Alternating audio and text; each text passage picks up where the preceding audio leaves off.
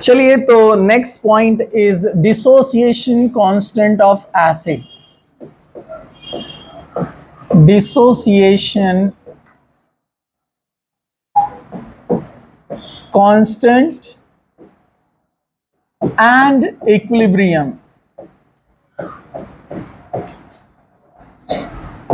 For, weak की जगह मैं डायरेक्ट लिख देता हूं, फॉर एसिड। ठीक है, ये पॉइंट हम देख रहे हैं, सब लोग जरा ध्यान से देखिए इसको। ठीक है, ऊपर चला गया थोड़ा सा। ओके,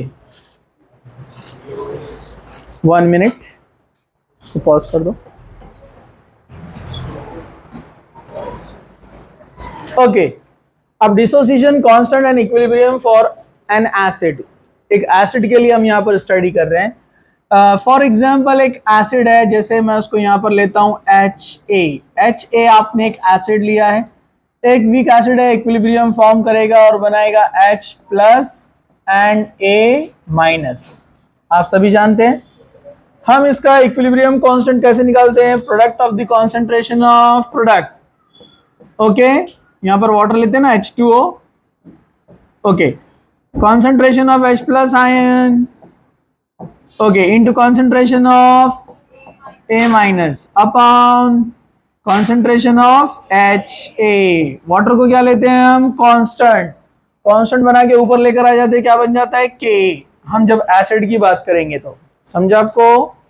ठीक है, अगर इसी इक्वेशन को अगर हम ऐसे लेते हैं, सेम यहां पर HA एक एसिड है। अब बुक्स में अलग अलग यूज करता है वो सिंबल्स, HA यूज करेगा या कुछ जगह HX यूज करेगा, लेकिन आप कोई भी आए तो आयंस के हिसाब से आप इक्वेशन बना सकते हैं ना।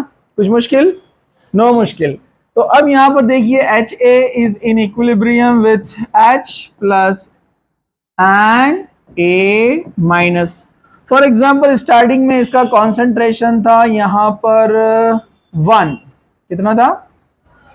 ये कितना था? 0। ये भी कितना था? 0।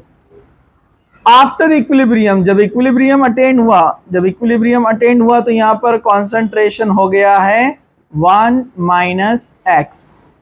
ओके, तो यहां पर कितना तैयार हुआ? x। ये भी कितना तैयार हुआ? x। एनसीईआरटी में कैसे दिया है? 1 की जगह क्या लिखा है? c। यहां पर क्या मिला है? 0 0 बराबर है। उसके बाद क्या लिखा? इक्विलिब्रियम जब अटेन हुआ, मतलब शुरुआत में, ये कौन है? इनिशियल। क्या है ये? इनिशियल। तो ये सी भी कौन है यहां पर? इनिशियल। ये एनसीईआरटी में ऐसे दिया है, बोर्ड बुक में ऐसे दिया है। ठीक है, अब इनिशियल कॉन्सेंट्रेशन सी है, बाद में कितना चला गया? एक्स। तो उसने वहां क्या लिया? उसको अल्फा, मतलब कितना डिग्री गया है, डिग्री ऑफ डिसोसिएशन होता है ना अल्फा, इतना डिग्री गया है, सी माइनस अल्फा। तो यहां पर भी कौन तैयार होगा? अल्फा। यहां पर भी कौन रहेगा? अल्फा। समझा आपको?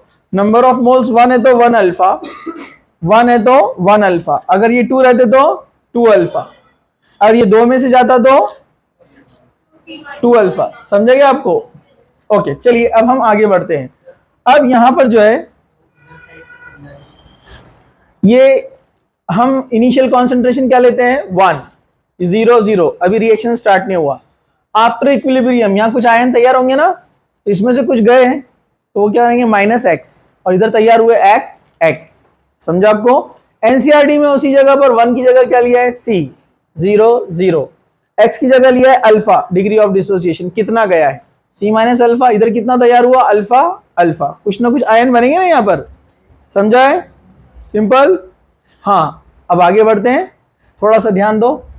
चलिए, तो अगर हम यहां पर इसका इक्वेशन ये वाला यूज करते हैं और उनके कॉन्सेंट्रेशंस की वैल्यू यहां पर पुट करते हैं, तो अपने को Ka क्या मिलेगा? Ka is equal to concentration of H plus ion कितना है?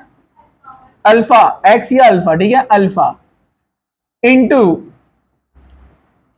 है ना, कॉन्सेंट्रेशन ऑफ A माइनस कितना है? अल्फा, अपॉन नीचे क्या है? C minus alpha. समझा आपको? ठीक है, हम इसको आगे बढ़ाते हैं। तो अगर हम आगे लेते तो Ka is equal to alpha square upon C minus alpha. फिर यहां पर हम क्या कंसिडर करते हैं, यहां हम कंसिडर करते हैं कि कॉन्सेंट्रेशन जो वैल्यू है, इसको यहां पर C माइनस अल्फा लिखा है, लेकिन इसका भी कुछ ना कुछ यहाँ कॉन्सेंट्रेशन है ना, तो इसको लिखते समय क्या लिखते हैं, C अल्फा, क्योंकि C1 कंसिडर करते हैं ना अपन यहाँ पर, तो ये भी क्या रहेगा C अल्फा, मतलब ये भी क्या बनेगा C स्क्वायर अल्फा स्क्वायर, मतलब यहाँ C alpha into C alpha. समझा? और बोलो ना, फिर बाद में क्या होता है, यहां से ये C और ये C कैंसिल हो गया, या आप उनको उसको कैंसिल करने से पहले अपन यहां पर एक पॉइंट ये पढ़ेंगे, अल्फा वैल्यू निग्लिजिबल, अल्फा की वैल्यू क्या है, निग्लिजिबल। निग्लिजिबल मतलब उसको हम इग्नोर करेंगे, क्यों इग्नोर करेंगे, क्योंकि वीक एसिड के लिए और वीक बेस के लिए, वीक एसिड वीक बेस या वीक इलेक्ट्रोलाइट बोल सकते हैं हम, इलेक्ट्रोलाइट मतलब जिसके आयंस तैयार होते हैं, for weak acid weak base weak electrolyte alpha की वैल्यू क्या रहेंगी, निग्लिजिबल, मतलब बहुत कम डिसोसिएशन हुआ, 5%। देखा ना हमने एसिडिक एसिड का, अगर उससे भी कम होता है तो निग्लिजिबल है, तो अल्फा कैन बी इग्नोर, तो क्या बनेगा K A is equal to C square alpha square upon C, alpha neglect हो गया, फिर ये सी और ये square cancel, C into alpha square, तो ये के का वैल्यू हम इस तरह से निकाल सकते हैं, जिसको इस तरह से इस फॉर्म में लिखा जाता है, K A is equal to alpha square into C. What is alpha, degree of dissociation, C क्या है, कॉन्सेंट्रेशन जो देगा आपको, इससे आप क्या निकाल सकते हैं, डिसोसिएशन कांस्टेंट। समझा आपको? तो ये डिसोसिएशन कांस्टेंट जिस तरह से हम के ए यानी एसिड का निकाल सकते हैं, सेम हम निकाल सकते हैं किसका, बेस का निकाल सकते हैं। चलो अगर बेस के लिए इक्वेशन हम लिखते हैं तो इस तरह से होंगी, BOH, बेस क्या लिया हमने यहां पर, BOH, डिसोसिएशन हुआ क्या बनेगा, B plus OH minus, okay, equation KB is equal to concentration of product upon concentration of reactant, BOH, यहां पर वाटर भी है लेकिन यहां वाटर आएगा क्या रहेगा, कांस्टेंट, कांस्टेंट बनने के बाद new value KB, dissociation constant of base. अब डायरेक्ट लिख दूं यहां पर मैं इसको, अगर ये C है तो ये कितना रहेगा, 0 0, कब, इनिशियल, कब रहेगा ये, इनिशियल, आफ्टर इक्विलिब्रियम क्या हो जाएगा यहां पर, C माइनस अल्फा, और ये भी क्या रहेगा C अल्फा C अल्फा। आप चाहे तो उसको अलग वे में भी लिख सकते हैं 1 माइनस C अल्फा, लेकिन अपन सिंप्लीफाई करने के लिए ऐसे लिख रहे हैं उसको, ठीक है।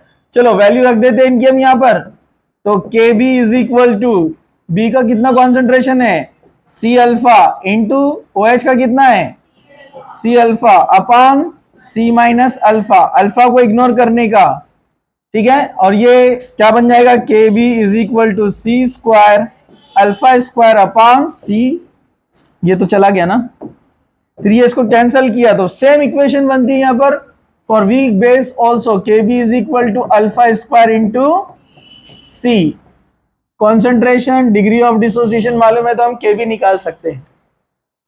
अरे समझा क्या? तो ये वीक एसिड वीक बेस के लिए डिसोसिएशन कांस्टेंट का फॉर्मूला आपको मिला और प्लस आपको मिला यहां पर कांस्टेंट वैल्यू। अब एक और एक एडिशन, एडिशन क्या करेंगे बोलिए, एसिड के लिए इक्वेशन क्या मिली बोलो,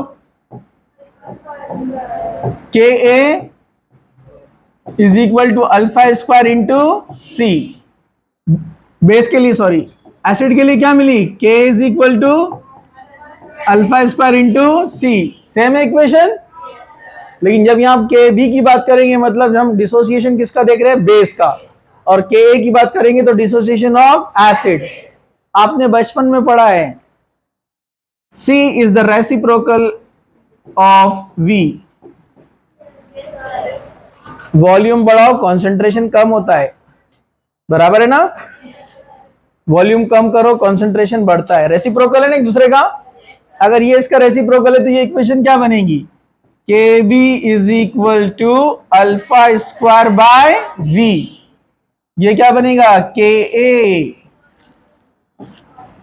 K A is equal to alpha square by V, same बनेगा।